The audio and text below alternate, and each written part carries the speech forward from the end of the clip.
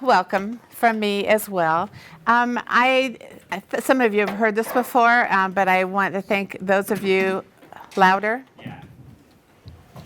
Where's the mic? I have it on. I have two mics on.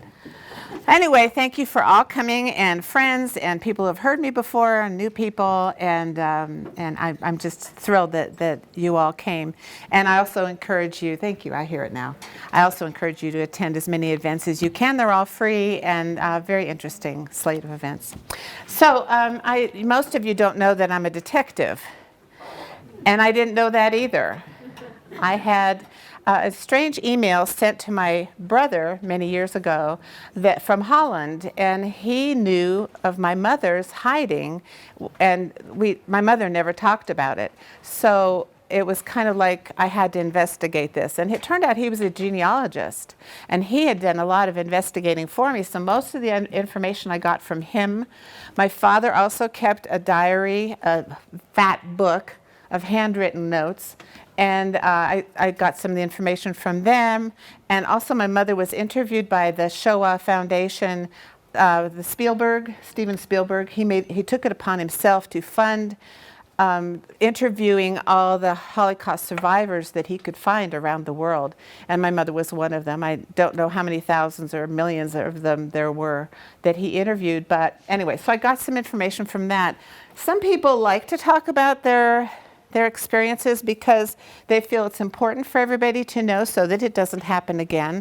And some, like my mom, she was pretty shy, unlike me. So she hardly talked about it at all. And even I used to teach at the lab school on campus here, and one of the history classes formulated a bunch of questions, and she couldn't even answer them, and they were just too painful for her. She did not go through the camps, and she did not go through like the death camps, or work camps. She was in hiding, and so you think, oh well, she didn't have the danger that all the other people had that you hear about normally. But even hiding, I'll go through it later so you can see how nervous that made people, and it was dangerous in a different way. So I guess I need this thing. So you can all hear me now?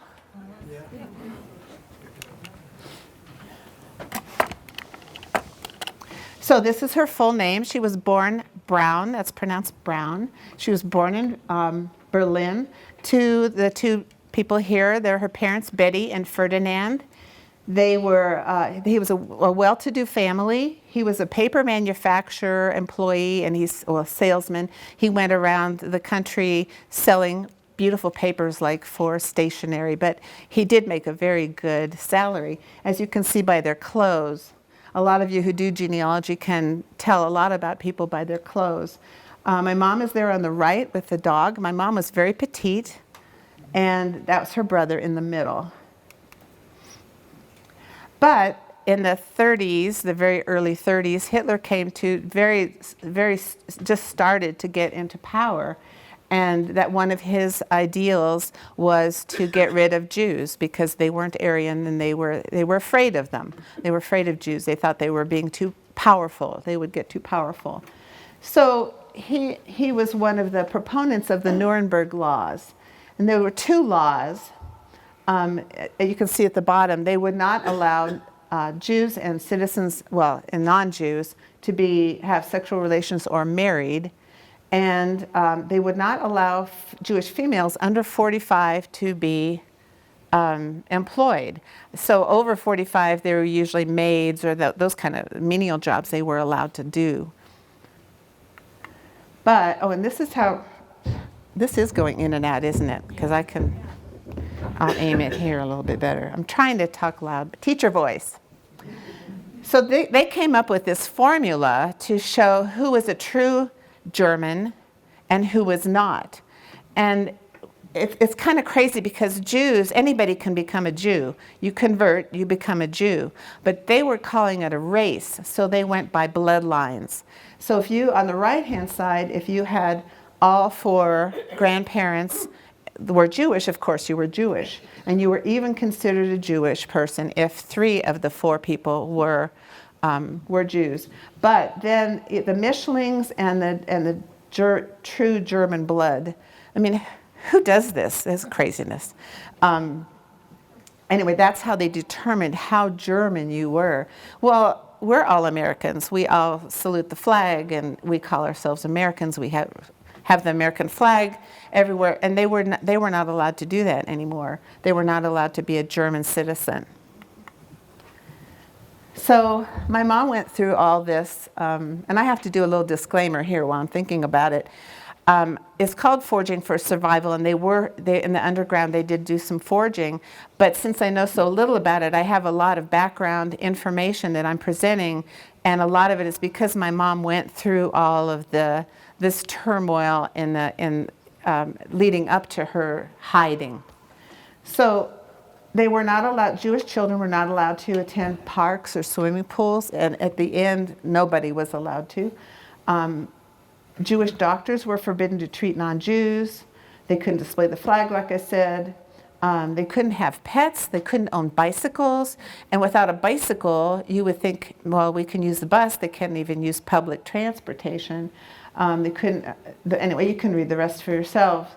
But it was just stripping them of all their rights, of things that we take for granted nowadays.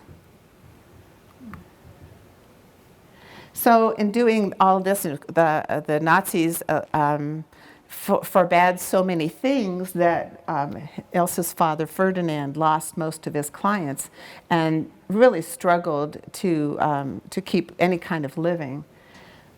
My mom hated football games, American football games, and one of the reasons was because of the noise. And you know that when in the stadiums, there's a lot of uproar when touchdowns and all that. And it reminded her of the loudspeakers in the streets, and she couldn't get that out of her mind.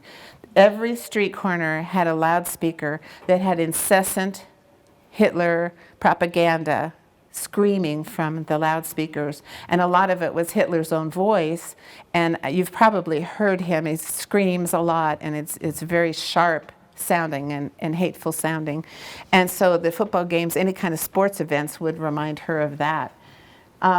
They would not allow Jewish students to sit next to non-Jewish students. So think of your classroom growing up. You'd have to sit on the right or the left away from all your friends who you used to be friends with. And I'll show you Hitler Youth in a second. This is not my mother's class, but it shows you kind of the desks and things that they used on the one on the left. And that was where they had segregation first. First they made the Jewish students sit on the side, then they would not allow them in schools at all. And they had to attend Jewish schools, and the Jewish people had to pay for their own teachers because the state was not going to pay for teachers anymore. So in the right-hand side is a Jewish school. You can see some Hebrew writing on the side. And they did get a good education, but they also couldn't afford to pay the teachers, so they weren't going to school full time. They were just learning what they could learn when they could learn it. So here's the Hitler Youth, and it shows, it started out with only boys in the Hitler Youth, and then they had a separate organization for girls. And of course it was teaching children, and that's the key to all Nazism, was to start young and teach the kids hate and segregation and biases when they were very young and malleable. So up on top, kind of things that they taught. On the bottom here, it was one of the things that they didn't do was they stressed physical fitness, but not intellectual fitness. And a lot of that was so that they could manipulate their minds a little bit better. They would not question or discuss. They would just do as they're told. But that didn't hurt. The Jewish kids had their school, and they had some Zionist programs. And every state had this. This was just Germany, but similar things happened in France and all the other European countries as well. And they had, the Zionist groups provided opportunities for them to have some recreation, and they would go up in the mountains or on hikes or a lot of fun activities. And so they weren't stripped of that. They had to kind of do it in secret. And this was all before it really got bad. bad meaning all the rules and regulations. This was early Nazism. So then they made Jews have passports with them. And in Europe, it's a little more common to have a passport with you, identification papers. But the Jews all had to have a red J. And you can see the swastika and the insignia in the middle there. This was my father's papers. And my father escaped before the war. I'll tell you a little bit about his story. But that's how I came upon this one, because he had it with him in America. Later, I think I have these here. And all these things that I have with me, I'll put on the table here. So when you get your coffee and cookies between speakers, you're welcome to look at these things. And I don't care if you use your hands, unless you just ate a messy chocolate bar or something, because it shouldn't harm the paper. But some of these have. Like this one. This was my father's cousin, and the Jewish women had to add the name Sarah to their middle name. A lot of Europeans didn't have middle names, just the first and the last. And so, but the Jews had to have Sarah as a middle name, and the men had Israel as their middle name, whether they had that as a middle name or not. So you're welcome to look at these later.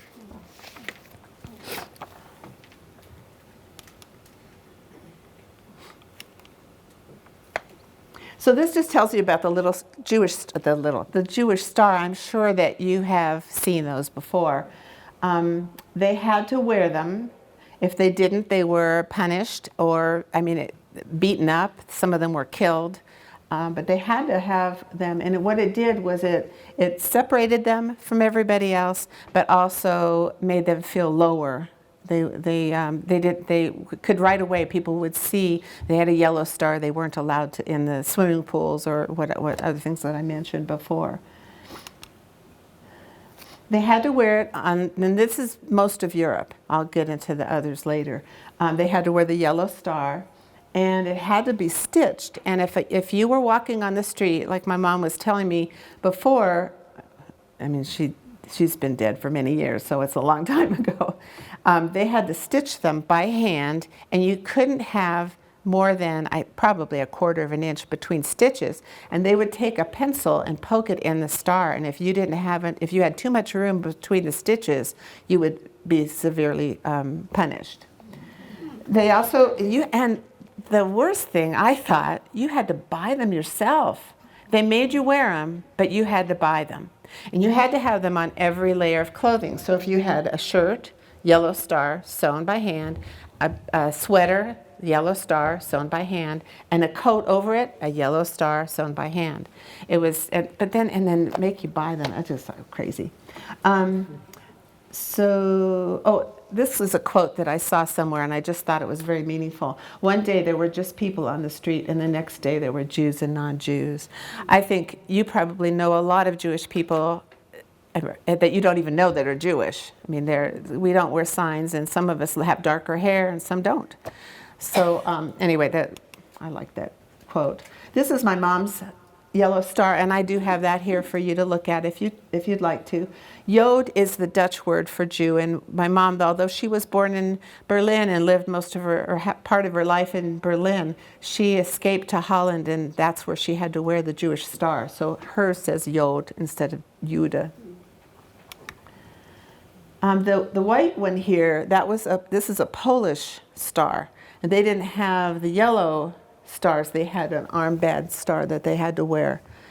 And I believe it was age 6 and above wore the yellow star in Germany and France and Holland. And then Poland, I believe it was 11 they had to wear. But they might have changed, different years were different stipulations.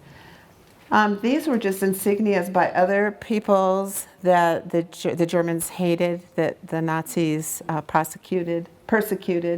And those were different colors. When they were, some of them were put in concentration camps, they had to wear different colors, and those colors were designated by in these groups.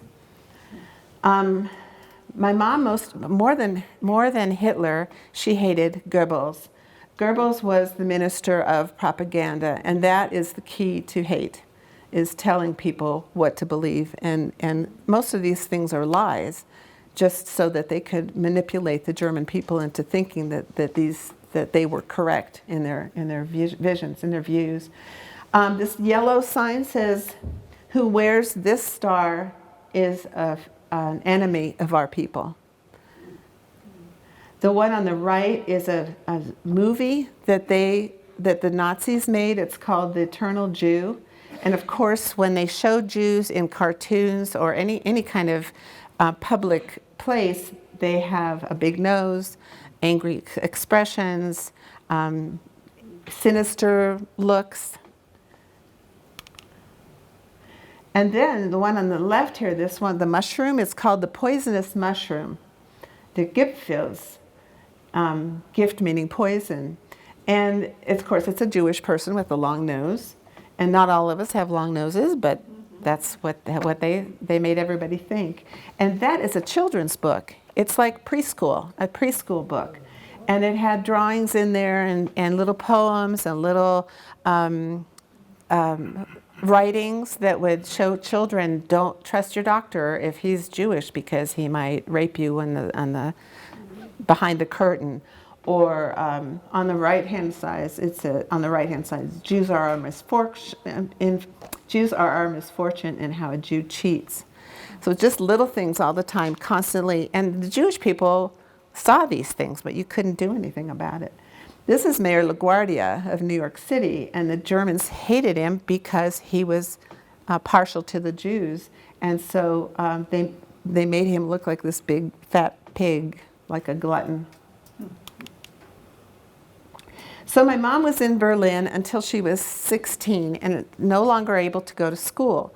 So her mother actually saw an advertisement in Frankfurt for a school that taught radiology. And my mom always wanted to be a pediatrician, but since she was not allowed to go to school, she had to give up that dream. But this was an opportunity to become an X-ray technician in a Jewish hospital in Frankfurt. So at 17, she left her parents' home and went to live in Frankfurt. This was her in the school learning how to do that. Oh, sorry, she's the one close up here and on the floor over there. And then she was in Frankfurt, where my dad was born and lived. And my dad was a cantor, which is kind of like a rabbi, only does the musical part of the services. And she tried out for his choir. And he said, well, she didn't sing very well, but she was so cute. So he admitted her into her choir. And till the day she died, she sang tenor. Not very well in tune, but she loved to sing. So my mom and his father, my dad is Manfred, is his name, and his father and my mother saw my dad off in Hamburg on a ship to go to America. Well, it's not as easy as it sounds.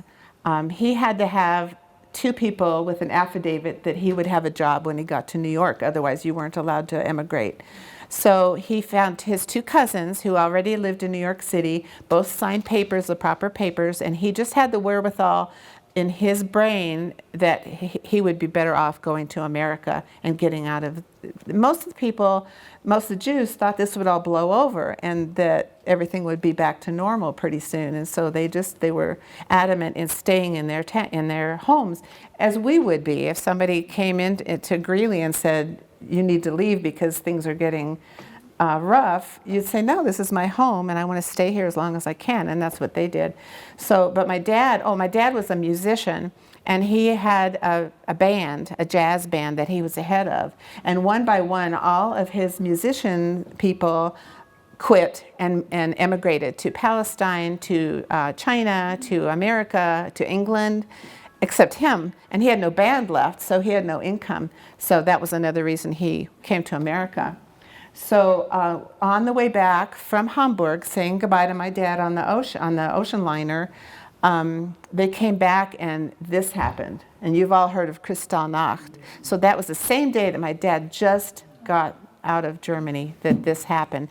And Kristallnacht, for those of you who don't know, it was a pogrom. It was a governmental, organized troublemaking is what they called it. They broke all the glass of stores. They arrested people. They beat people. It was more just to show people who's in power, that they're in power, and that the Jews are not. And so everybody suffered.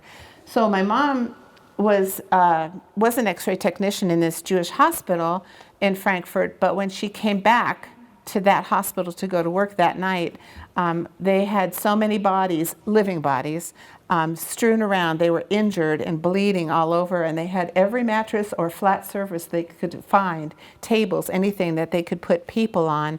And she said they were like sardines in the hallway, one after another. And so she, instead of doing X-ray stuff, because some had broken bones probably, but she was more assigned to more first aid to help these people.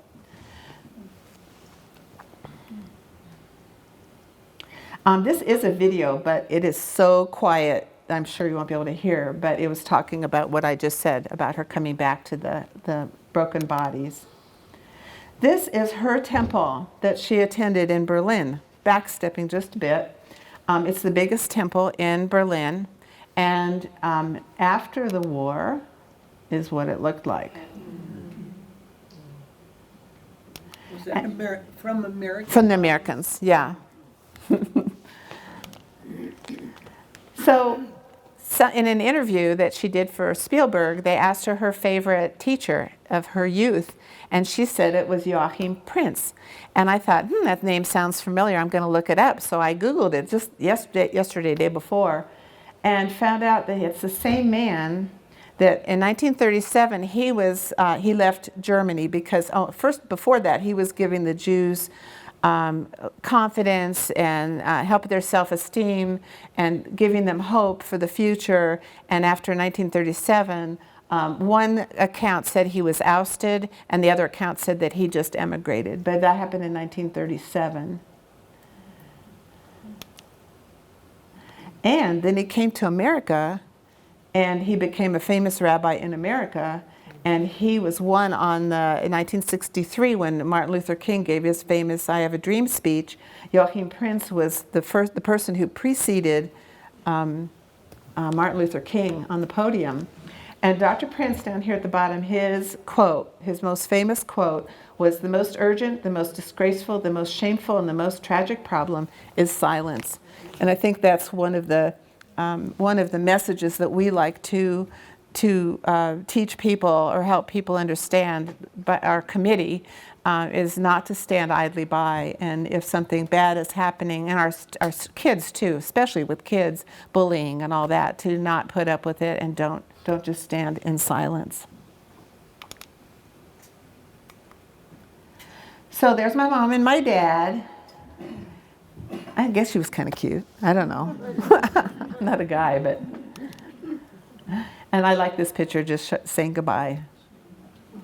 And she's 10 years younger than him. She was only 17 at this time.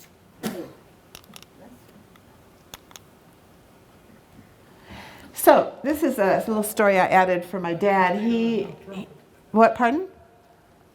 Just noticing the headline there, musician and band leader. With no trumpet. Yeah, he came with shirt on his back. He did bring some photos with him when he came from Germany, and a couple family heirlooms, but for the most part he brought his violin.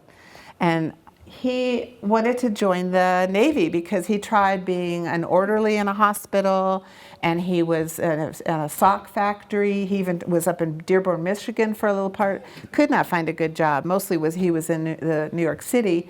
So since he couldn't find a job, he thought, well, I love America. America's given me the opportunity. I'm going to join the Navy. And they wouldn't let him because he was German. So he thought, well, I'm a musician maybe. So he tried out for the band and made the band. But he had no trumpet. So a friend of his said, well, you're in New York City. I know this Jewish man. He's up on the 33rd floor of this certain building, gave him the address. And he said, when you go up to room or knock on the door in 3307 or whatever the number was and ask for Irving. So my dad knocked up the elevator, knocked, it was Irving there. It was Irving Berlin. Oh. and gave him a trumpet. And he never told me that. I read it in his diary. So that's why you have to, if somebody leaves you a diary, read it, right? So my mother was, she was trying to get out of Germany. And she thought, well, there were some opportunities to go to Netherlands, which was a little bit more peaceful. It still had a lot of the strict laws in enforcement, but not as bad as Germany. So she wanted to go there, but the only opportunity she found was this lady, Bert Boon van der Starp. And my mom called her the Dutch Eleanor Roosevelt. My mom loved Eleanor Roosevelt.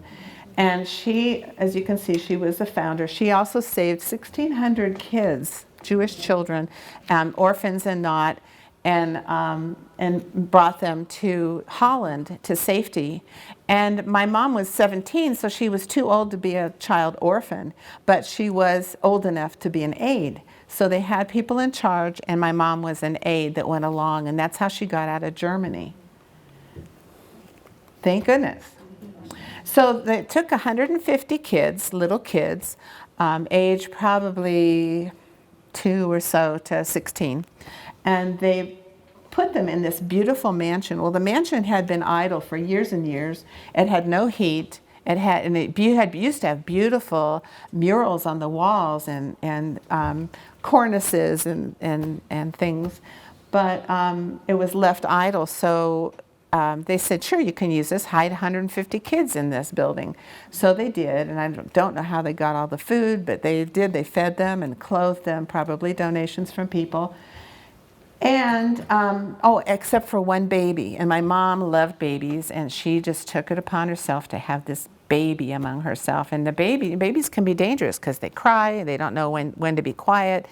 They weren't in hiding yet, but it still was a pain. And when the Germans could do anything they wanted to do. The Germans said, we want this beautiful house. They didn't say it that way. We want this house for our headquarters. So you have to take all these kids out, and we're going to take over, which they did. But in the meantime, they also told the orphanage people, the people in charge of the little kids, we need it the day after tomorrow. So my mom and this other girl made phone calls. Will you take a boy? Will you take a girl? We have twins. We need a family who'll take 2 kids. And they got they found homes for all the children except the baby. So it's a very long story. I don't want to go into it now because we will be short on time pretty soon. But the baby was eventually saved, and through a connection, the baby ended up in Palestine. Years later, when I was in high school, my parents went to Israel, and they met this baby, now called Mina. And the weirdest thing is that my dad's last name was Kuttner, and this baby married a Kuttner. So that's a weird name. I mean, it's not a common name. So that was just an odd thing. So this was the house. It was called House by the Pond because of the beautiful water there. And I have a lot more pictures of it too. And I have a couple books that you're welcome to look into also that have more pictures and more information.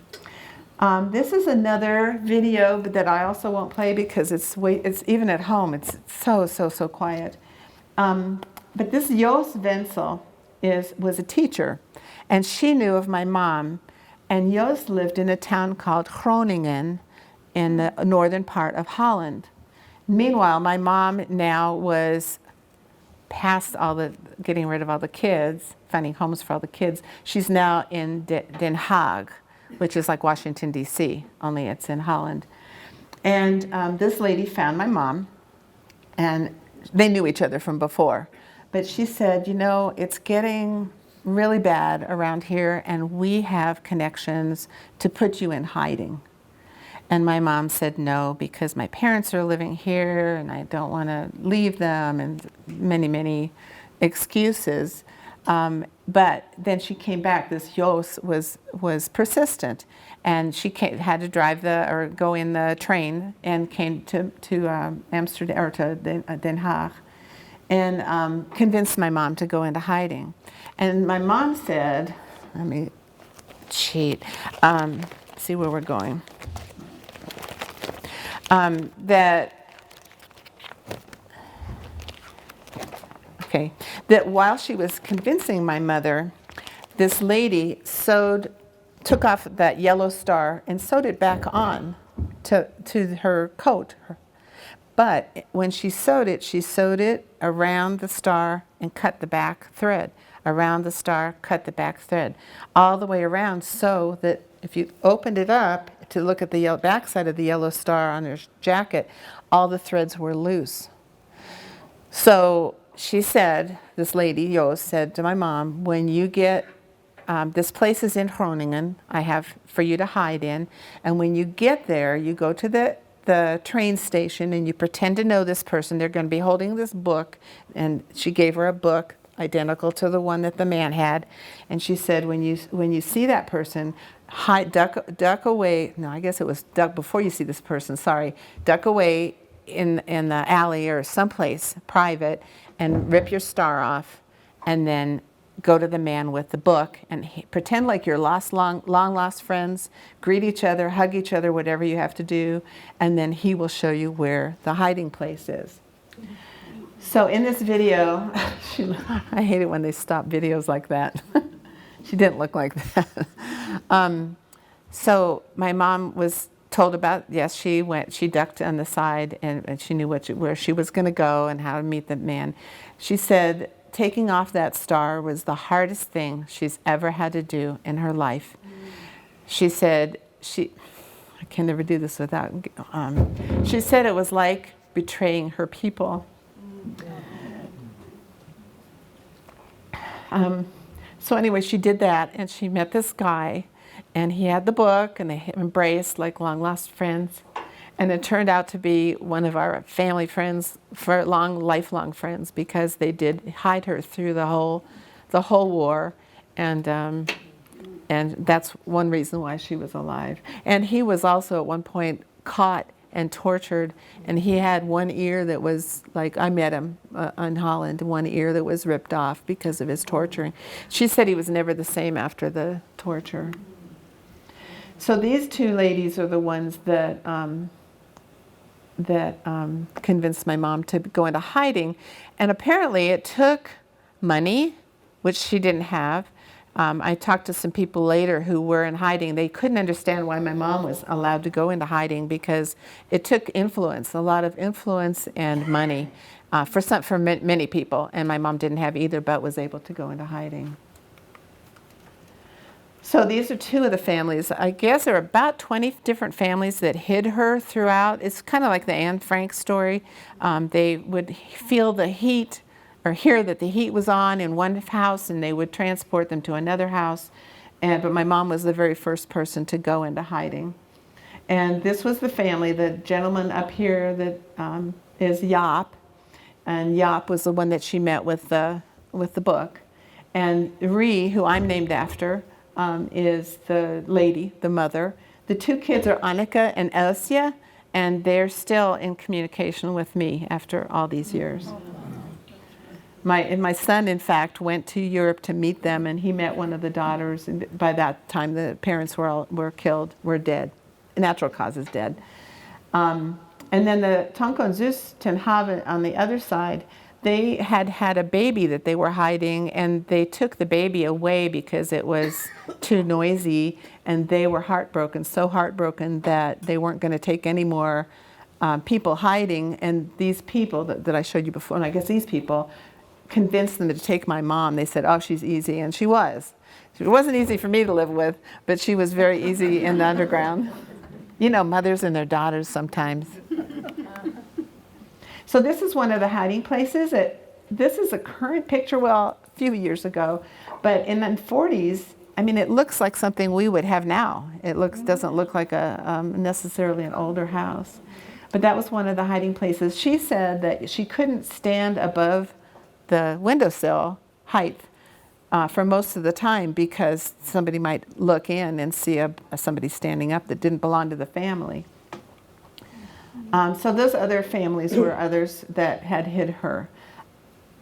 The second one, Hans and Grietje van der Woude, their son was the one that I told you was a genealogist and helped me find a lot of the information. And I had no idea there were these other families that hid my mom since she didn't talk about it. But Hans helped me a lot, and his dad's name is Hans as well. So this is Groningen, and that's the area, one of the houses that Ilse hid. And her parents moved, in the meantime, they moved back to Groningen also. They had somebody they knew that they could live with. So my mom was kind of an imp or a mischievous little girl. I'm looking at Elizabeth. And she would sneak out at night. And she did a couple things I'll tell you about. But one of them was, and I found this out through Hans, told me that she would dress up like Schwarze Peter, which is the German, or Zwarte Piet, which is the Dutch version. And he is, and it doesn't have anything to do with black people, really. It looks like they're making fun of them, a blackface, but it is really because they have two theories. One is that he's a Moor, M-O-O-R, and a Santa Claus, Sinterklaas, and the other is that he is chimney sweep and he's all covered with soot. So there was some controversy in Holland that it was making fun of black people, and 90-some% of the people decided no, it was more of a folklore, that it was just chimney dust, soot. But anyway, my mom would dress like Schwarze Peter and go out in the daylight because they couldn't see who she was, and she would play Black Peter. And that was one way she got out. And the other way wasn't so fun.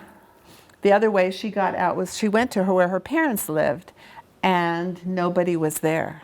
Mm-hmm. And they had offered, they went once to offer her parents hiding too. And they said, no, this will blow over, don't worry. And like a week later, they were gone too. So this is the house that her parents lived, and her brother was there also. Her brother was grown. Well, he would have been about 19 at that point. And this happened on the 6th of October, 1942. There was nobody in the house. It was all sealed. And my mom, being the mischievous person she was, or had chutzpah, I don't know if you know what that means, she went to the neighbors and tried to see if she could get in their house. And they have kind of you can see a banister up there. Those are joined houses, like you shared a balcony with the apartment next to you. And so she got up these friends up the stairs into their apartment and then went around the balcony, and she knew that her brother always left his window open in his bedroom, and she snuck in that way. And there was nothing there except the Nazis had taken them right during dinner. So all their food was still sitting on the tables, spoiled by that time because it was a few days before that. So she's in shock and crying and thought it was, in fact, she said in her video that she thought she'd never smile again. And she took a duvet cover, kind of like a large pillowcase, and she shoved in everything she could think of that was of any value so that the Nazis would not get it. So she put candlesticks, and I have at home a set of beautiful fish. It's in a wooden box with a hinge, and they're mother of pearl handles, and fish knives and forks, something like that. And some linens, things like that she didn't want the Nazis to have. So she gave some of them to the neighbor for letting her in, and then she hauled the rest of it back with her. She said I probably looked like Santa Claus with this big knapsack full of stuff. So she gave it to the Jaap and Rie, the people I showed you with the two daughters that she stayed, and they kept it through the war, and she got most of it back at the end. And we have some of it still at home. I can't find it in my heart to get rid of it. So these are identity papers. No, not identity. They're messages that she has, and I have these here too. If you want to look at them, they're kind of neat. They're made out of muslin, and she kind of wore them around her bra. They're snaps. Everything's handmade, and they're little. If anybody knows Dutch, they're all these little notes, and I don't know if they're like secret papers or just things that she wrote down. I don't know how important the words on there, but I've never found anybody to help translate those for me. But those you can look at too later. I told you that she wasn't allowed to stand up above a windowsill. They also couldn't use the toilet because, of course, if somebody was downstairs, they would hear it flush. Everything had to be done quietly. And one of the things that she did in her idle time, which was a lot of the time was idle, this is her book. It is entirely origami.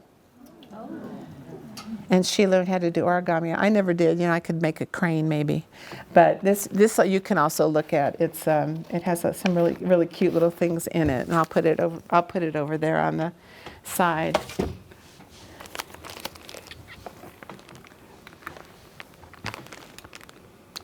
There's some of them.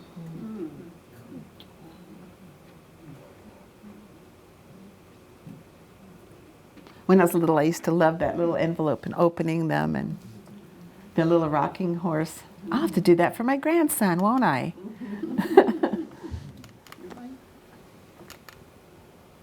So this is why you came here. It said falsifying or forging. Their job in their little cell of the underground was to capture passports and forge them and make them available for other people who really needed a passport who were not able to get one, such as the Jews. So they had certain people who would go to basketball games or school activities where they might have lockers open, or on the bus, and they pickpocketed. They stole ID cards. And then they brought them to this one gentleman in this, none of these were Jewish people. They were all Christians, just with good hearts. One of them was a topographer, and he knew how to change just one number out of the ID card numbers, and he knew how to forge the seal, the stamp that was put on there. And my mom's job was to, I'll switch back and forth to this. This is her passport, and it doesn't have her name. This is one that was stolen for her. My mother's picture, and it says Teresa Del Brook. The reason they used that for my mom's is because she was from Berlin, and she had a German accent, even though she spoke Dutch fluently and Frisian. She would have that German accent, and they didn't want her. They needed something that was authentic. So this person was also born in Berlin. My mom's birthday was February 21. This person was March 21. So it was real similar. And my mom's job was behind the picture is a tissue paper, very thin, and she said it was very intricately drawn, kind of like our dollar bills with all the little very intricate design on it, so people couldn't or would have difficulty forging. And her job was to take the paper off very painstakingly. She said use some spirits like turpentine, and very, very carefully, because you didn't want to rip the paper. And take that off the back. They would put the new picture in of the person, and then recover that tissue paper, and then he would draw that seal. So it took about 4 people or so to make one identity card. And they had a whole bunch on hand, because they had to match people's coloring, they had to match people's birth dates, place of birth, sort of. So anyway, that was their jobs, and they made them available. So if somebody came in and said, I have somebody born in 1930, and so on and so forth. So back to this. This is not hers. I got this off the internet, but it shows you kind of some of the instruments that they needed to use.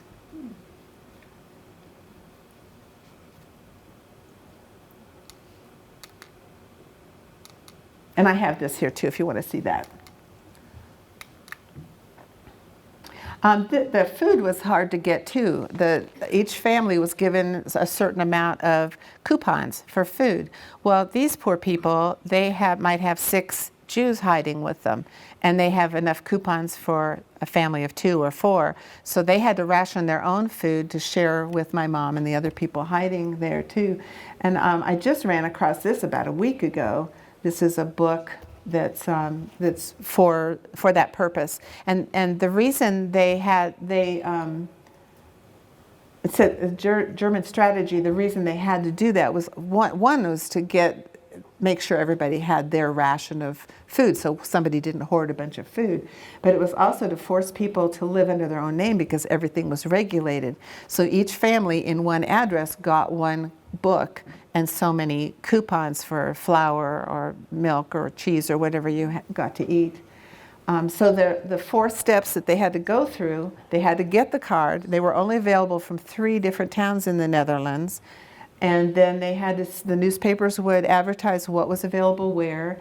And then you have to decide as a family how many things of flour do we need, or et cetera. And then you have to go to the store and make sure that those things are still available. And we just take that, our King Soopers, for granted, don't we? So my mother's brother was found, this picture is miraculous. Okay, thank you. Miraculous to me that they found this picture, but this is a work camp before he was taken to Auschwitz. And this is just a work camp. You see they're all happy and they look pretty healthy, but then they were transported after this. So and this is my uncle, my dad's brother, and his little boy, and I just love we have 2 pictures like this that just tug at my heartstrings because they were all killed. My dad was the only one out of his family to survive, out of uncles, aunts, cousins, brother, sister. He only had a brother, and parents. And my mom was the only one of her family to survive as well. And this is the last letter that my mom got from my father's family in Germany. And after that, they were taken. They were all killed in Auschwitz. My dad's parents, both the mom and dad, died in Theresienstadt, but it was probably illness because it wasn't a killing camp. One more. Oh, gee, I only have 5 minutes. Another miracle. This is one letter that my mom wrote in another postcard. They're little bitty postcards. And she wrote this to the cousins who saved my dad, who wrote the affidavit that he would have a job when he came to America. And she no longer lived in that high rise in New York City anymore. So the postman put it on the radiator, hoping that somebody would know her. Well, eventually, weeks later, somebody saw that and said, "Oh, I know Bertha. I'll get it to her." Well, she put it in her purse, and you know our purses, how often we clean those out. It took several months before that letter card got to my Aunt Bertha. It was my dad's first cousin. And she knew where he was, and she called him. And meanwhile, he's engaged to this other woman, and they're together. And my dad answered the phone, and he hadn't seen my mom or heard from her in 8 years. So he didn't know if she was alive or dead. And this was after liberation. And my Aunt Bertha said, "Oh, guess who I heard from?" And right away, didn't skip a beat, my dad said, "Ilsa." So I don't know what made him think that she was still alive, but she was. So they eventually got together. He broke off his engagement with the other woman. It took her from March 46 to file papers to get on a boat, and October 46 till she finally was on the boat to come to America. And they got married in December. And my dad was then a conductor in Pennsylvania and a cantor in Pennsylvania, then moved to Omaha. I'm going really fast because this is getting near the end of this. Oh, there's my favorite picture of my uncle with he had 2 little boys, 2 and 4 years old, and this is the younger one. Maybe he's a little older than that. But that's Uncle Ludi and my cousin Uri, and they were killed. Oh, and his wife, and that kind of looks like a white pantsuit with sleeveless. That's Ludi's wife. And another thing I found very interesting, I found this out just about a year ago, that her mother's her half-brother, her mother's half-brother is Fritz Haber. Has anybody heard of Fritz Haber before? He won the Nobel Prize for chemistry, for chemicals, and in 1916. And that chemical became the nitrogen that people use for fertilizer that fed, still us. It also became the chemical warfare that they used in many wars to kill people, poison people. and eventually became Zyklon B. So he was Jewish. He converted away from Judaism, but he was born Jewish. And little did he know that his invention or discovery was going to kill the grandchildren and their descendants. Just a little extra. And I don't know. Oh, one more thing I wanted. This is important to me, and then I'll be done. And Matt, have it 1 minute for questions. The next to last thing says, heroes or not. There's a thing on Yad Vashem, which is the Memorial Museum for the Holocaust in Israel, and also there's one in Washington, D.C. There are others elsewhere too, but those are the main two. And they like to honor the righteous. And the righteous are those considered to have saved people, especially the non-Jewish people who hid people or showed some kind of heroic effort in saving people. And the Dutch people, the few that I've asked, they say, we weren't heroes. We just did what is expected of humans and what we all should have done, and we should not be singled out. Anybody should have done what we did in those circumstances. And you can Google it when you get home and just see how many righteous there are and how many people they saved. I should have done that my homework before I came. I did a lot of homework, but I think the numbers would be staggering of people like you and me who just stand up against evil and do good for human sake. So I'm done, and I have 1 minute maybe? One. They're going to be strict with me. I can't believe I did this in this allotted time. But thank you for having me.